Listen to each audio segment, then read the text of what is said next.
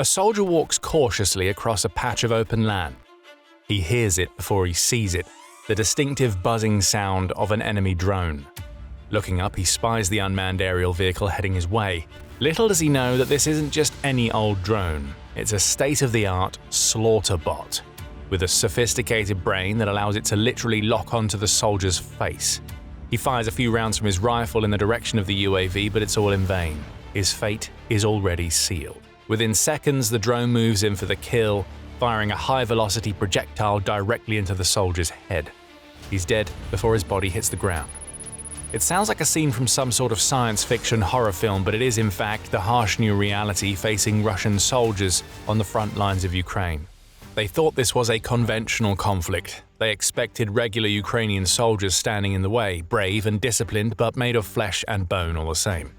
Instead, what the Kremlin's troops are increasingly encountering are opponents made of steel, aluminium, and carbon fiber reinforced polymers, packing enough firepower to end their lives in an instant. Lethal killing machines that don't need to eat or sleep and will never stop in their relentless quest to hunt down every enemy soldier in their sights. Understandably, this new development is striking very real fear and panic into the hearts and minds of the Kremlin's forces and even its most hardened military bloggers. The two majors on Telegram, for example, which is a long-running and relatively well-known Russian Z-blogger account, recently wrote, "The battlefield is gradually turning into an ecosystem of machines, where humans are increasingly no longer participants but objects of recognition. Everything is moving towards the fact that humans will become objects of hunting for some AIs, while other AIs will try to protect them from the hunters." This was in response to a viral video that emerged in mid-May and swiftly spread across social media, showing a stranded Russian soldier being brutally killed via a face-tracking SLAUGHTERBOT drone. While Ukrainian forces haven't officially revealed any details about the exact technical specifications or precise capacities of this particular drone, experts and analysts have been busy analyzing the footage and cross-referencing it with open-source information to fill in the blanks. Here's what they found out. Usually, first-person view or FPV drones are equipped with armor-piercing shaped charges. To be more precise, they're usually repurposed rocket-propelled grenades, or RPGs, or fragmentation warheads, designed to detonate on impact, dealing massive damage to anything in close proximity. These are the kinds of strike drones Ukraine has used time and time again against everything from Russian frontline assault squads to infantry fighting vehicles and enemy infrastructure. The drone captured in the viral video, however, was quite different. It didn't collide with the soldier, nor did it crash land on the ground beside him before exploding. Instead, it seemed to position itself some distance away, with experts estimating it was around 20 meters or 65 feet from its victim when it detonated its projectile. The video then shows a clear trail of smoke, leading from the point of explosion, the drone, to the point of impact, the soldier. Eagle-eyed experts quickly realized that this was more than likely an explosively formed penetrator, or EFP. Conventional shaped charges use cone-shaped metal liners that collapse at the moment of explosive blast, forming thin, elongated and partially molten jets that can blast through even relatively thick armor, often creating narrow but deep holes in their targets. EFPs, however, use heavier dish-shaped liners that form dense, solid projectiles at the point of explosion, almost like high-speed aerodynamic slugs. And it's not just a difference in functionality, but in capability too. EFPs tend to be much more effective at range, for example, but aren't quite as effective at punching holes in armor. Conventional charges have superior penetration. They have to be detonated right beside their targets in order to maximize the damage they do. For these reasons, we often see conventional charges being used as direct hit anti-tank weapons, blasting through the thick shells of tanks and infantry fighting vehicles. EFPs, meanwhile, are used against softer targets or fired from above when dealing with enemy vehicles in order to target their typically weaker and thinner top sections. In Ukraine, for example, Kyiv's forces have famously made good use of the Bofors bonus, 155mm guided artillery cluster round co-developed by Bofors of Sweden and Nexter of France. This fire-and-forget anti-armor munition is launched like a traditional shell at distances of up to 21.7 miles, 35 kilometers. But once it reaches its target area, it releases two autonomous sensor-fused munitions, which are capable of independently scanning, detecting, and destroying armored vehicles from above. Each of these sub-munitions has its own miniature wings, allowing them to spin in mid-air, slowly descending toward their targets, while relying on infrared sensors and LiDAR technology to scan the ground below. When they spot a suspected target, they cross-reference its shape and size with their own pre-programmed databases to confirm it. Once that process is complete, an EFP warhead is launched downward, typically blasting through the thin layers of armor on top of Russian tanks and infantry fighting vehicles. Precise, versatile, and adaptable, these almost miraculous munitions have more than proven their worth over the years, helping the Ukrainian defense forces wipe out even the toughest of tanks, like Russia's T-90M. Now imagine if Ukraine could take the same deadly technology and incorporate it into a drone. It's no exaggeration to say that this would be a game-changing development. Both sides have responded to the rising influence of drone warfare by investing in anti-drone measures such as netting, wire cages, and other types of protection.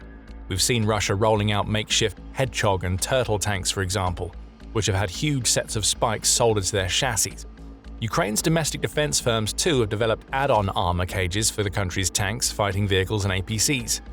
These defenses are all designed to reduce the risk of direct drone impacts. They focus exclusively on the threat posed by conventional charges or kamikaze drones that effectively have to collide with their targets to damage or destroy them. The idea is simple. If you can force the drone to detonate further away from the mainframe of the vehicle, then it won't be as effective. If you were to send out drones equipped with EFPs, however, then the equation completely changes. Because these drones don't need to get up close and personal to annihilate their targets, they can hover above them dozens of feet away, far from the cages and spikes, before blasting through their defenses. If Ukraine were able to manufacture and deploy these kinds of drones at scale, it would effectively be able to negate a large part of Russia's drone defenses, which could lead to even greater losses of tanks and other assets for the Kremlin to worry about, on top of the thousands of destroyed vehicles it's already suffered. There are, however, a couple of downsides too. Most notably, these types of warheads typically demand a higher level of operator skill to work with. With a conventional drone, operators can simply focus on finding their targets and flying directly into them. They sometimes have to aim for specific weak points on tanks and vehicles or satellite dishes on enemy air defense systems, which can be tricky, but many of Ukraine's drone teams now have years of experience working with these systems, so they've become highly proficient with them. EFP drones, however, demand a different approach entirely. Operators don't just have to find their targets and get close to them without being shot down on the way, but they also have to take up the perfect positions, just the right distances from their targets before detonating their munitions at the exact right moment to deal maximum damage. It's not easy. It's even trickier when dealing with smaller targets like personnel. Ukraine has tried in the past to use FPVs fitted with Claymore-type warheads to wipe out Russian troops. However, operators found them quite difficult to work with, as they had to not only detonate their explosives at the right distance from their targets, but also at the right angle. If they were off by only a few degrees, they might miss their enemies entirely. So even if Ukraine started a transition to EFP drones, it could be quite a slow process, as drone operators would have to be trained on how to make the best use of these more advanced systems. But what if they had a little extra help in the form of artificial intelligence? That would change everything. By the way, if this is the kind of insight that you want more of, make sure you are subscribed to The Military Show. We break it down like this every single week. In 2018, a YouTuber named Michael Reeves created a light-hearted video that essentially revolved around him creating a swarm of drones that were capable of honing in on their targets' faces. He achieved this by combining facial recognition software with simple AI autopilot systems, and in doing so, he created affordable autonomous attack drones that crashed into people's heads. Of course, those drones weren't equipped with explosives, but what if they were? Now in 2026, the Russia-Ukraine war has almost entered a drone overload phase. Swarms of FPV UAVs fill the frontline skies on a daily basis, hunting and destroying any enemies or enemy assets they find. Many of the drones flying for Ukraine have been equipped with at least some sort of AI technology, with domestic defense firms like the Fourth Law and international companies like Auterion producing advanced add-on modules that can effectively upgrade any small and simple strike drone into a much smarter, AI-powered munition with the power to identify, lock on, and pursue its targets with ruthless precision and efficiency. Generally speaking, Ukraine has largely used this innovative new technology to make its UAVs better at dealing with the enemy's electronic warfare or EW technologies. Russia regularly deploys EW systems like jammers to interfere with drone communication, severing the link between the drone and its operator, which often results in the UAV simply spiraling out of the sky and crash landing harmlessly in a nearby field, as opposed to successfully striking its target. Some manufacturers now claim that AI-enabled FPVs are twice as effective as manual models, with up to 80% hit rates compared to around 40% for conventional alternatives. They're not particularly expensive either. Ukraine can manufacture simple FPVs and equip them with basic AI autonomy modules for less than $500 per unit. Some AI targeting systems are even cheaper, costing just $100. Their other advantage is their ease of use. When you have an AI brain inside your drone that can take on at least some of the work of finding and striking enemy targets, that makes life a lot easier for the human operator.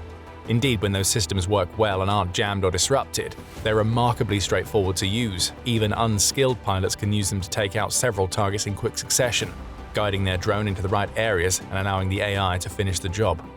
That's the part that matters most when we're talking about the so-called SLAUGHTERBOTS. In order to be effective, they have to be simple to use. AI can make that possible.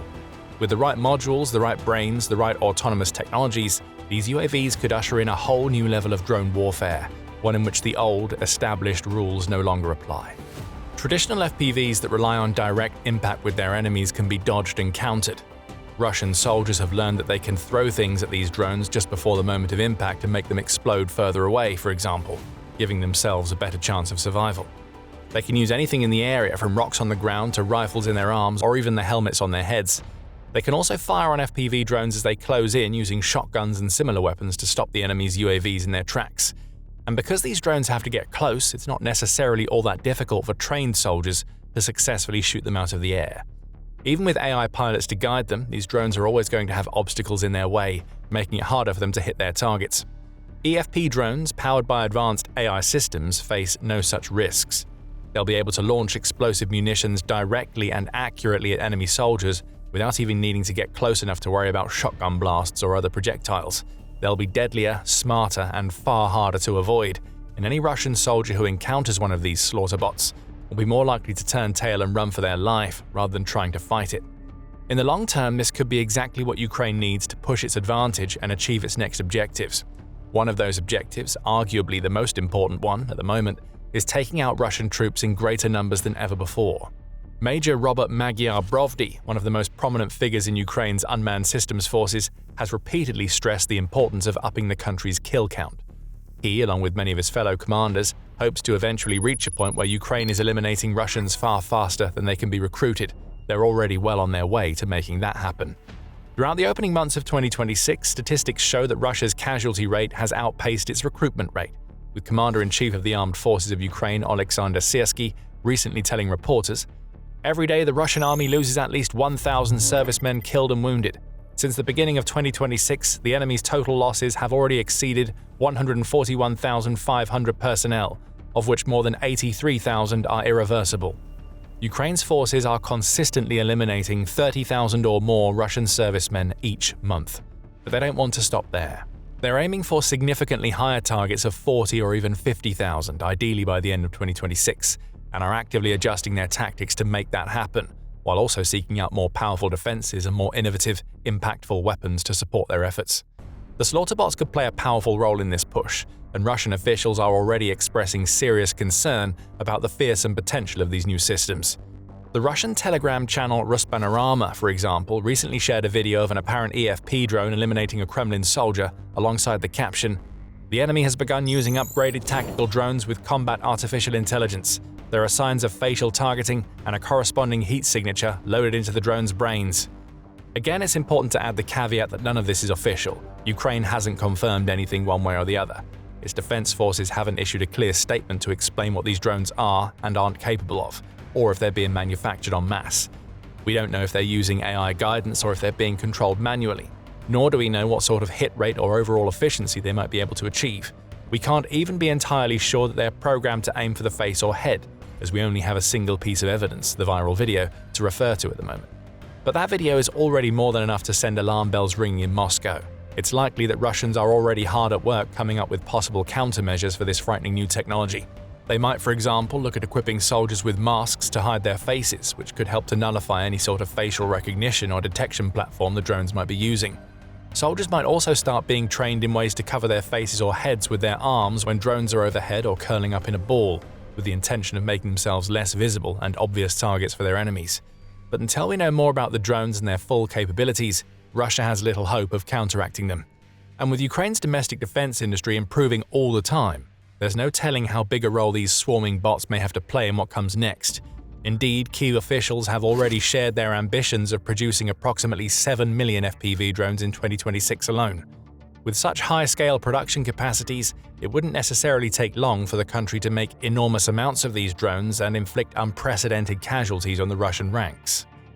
For decades, science fiction authors and movie directors imagined worlds with killer robots, capable of scanning human faces, separating civilians from soldiers, and brutally eliminating their enemies faster than they can blink. In Ukraine, those stories are coming to life. And when the SLAUGHTERBOTS are fully unleashed, there'll be nowhere left for Russians to hide.